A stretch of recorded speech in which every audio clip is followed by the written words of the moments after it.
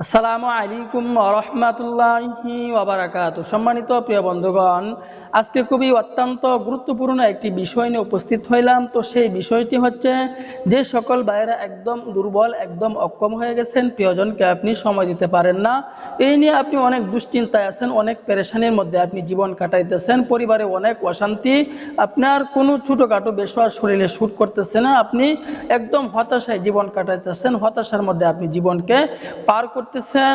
অথবা যুবক ভাইয়েরা, যে সকল যুবক ভাইয়েরা বাজার থেকে ওয়ান টাইম ওষুধ খেয়ে নিজের জীবন এবং যৌবনকে একদম বরবাদ করে ফেলছে, যে সকল যুবক ভাইয়েরা বিভিন্ন লাইনে গিয়ে নিজের জীবনটাকে একদম নষ্ট করে ফেলতেছেন, একদম বরবাদ করে ফেলতেছেন।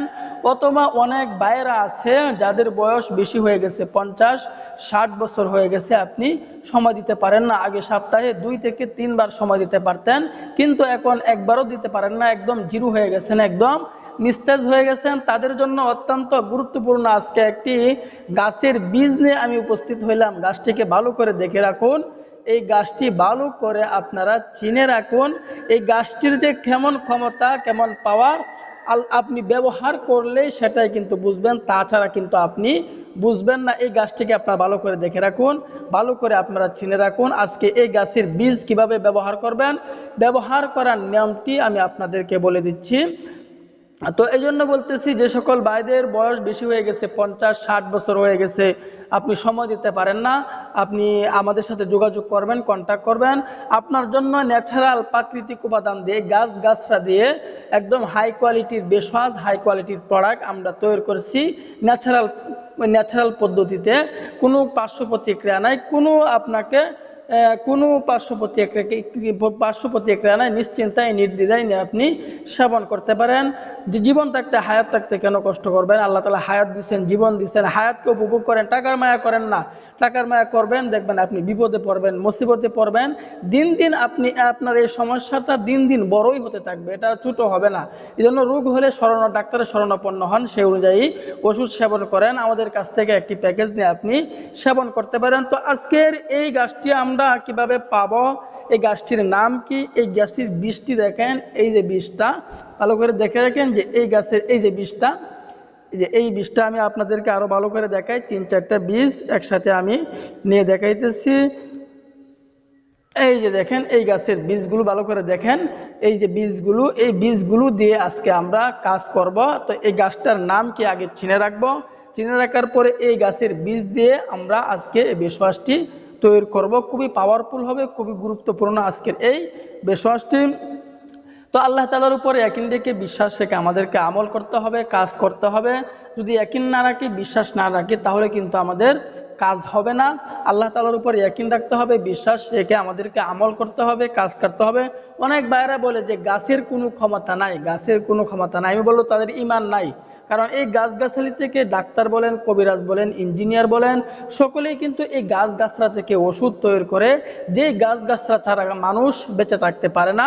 তো আজকে এই গাছটির নাম কি? এই গাছটির নাম হচ্ছে আগ্রা গাছ। অনেকে এই গাছটিকে আগ্রা গাছও বলে থাকে, অনেকেই এই গাছটিকে হাগরা গাছও বলে থাকে। তবে যেই নামই বলুক, এই গাছটিকে আপনারা চিনে রাখুন।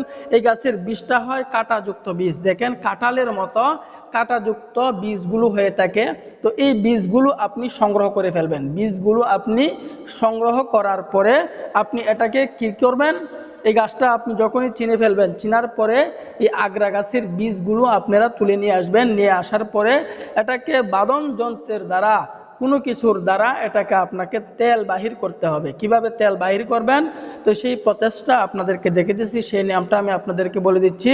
তো এটাতে যদি আপনি তেল বাহির না করতে পারেন, তাহলে আমাদের সাথে যোগাযোগ করবেন, কন্ট্যাক্ট করবেন। এভাবে ন্যাচারাল প্রাকৃতিক উপাদান দিয়ে আমরা একটি তেল এবং মালিশ, একটি বটিকা এবং একটি আমরা মালিশ বানাইছি খুবই ন্যাচারাল প্রাকৃতিক উপাদান দিয়ে। আপনি যদি তেল এটাতে বাহির না করতে পারেন, কোনো বাদন যন্ত্রের দ্বারা যদি আপনি এটা থেকে তেল বাহির না করতে পারেন, তাহলে আমাদের সাথে যোগাযোগ করবেন। তো যখন আপনি এটাকে তেল বানিয়ে নেবেন, এটার মাধ্যমে তেল বাহির করে ফেলবেন, বাহির করার পরে আপনি কিভাবে ব্যবহার করবেন। ব্যবহার করার নিয়মটি আমি এখন আপনাদেরকে বলে দিচ্ছি। তো আমি আবার বলতেছি, রোগ নিয়ে হেলা করবেন না। রোগ নিয়ে হেলা করবেন তো আপনি বিপদে পড়ে যাবেন, মুসিবতে পড়ে যাবেন। রোগ হলে ডাক্তারের শরণাপন্ন হন, সেই অনুযায়ী ওষুধ সেবন করেন।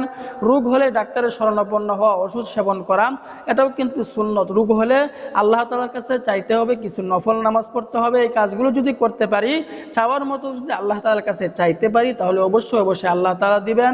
কখনোই আমাদেরকে হতাশ করবেন না, কখনোই তিনি আমাদেরকে নৈরাশ করবেন না।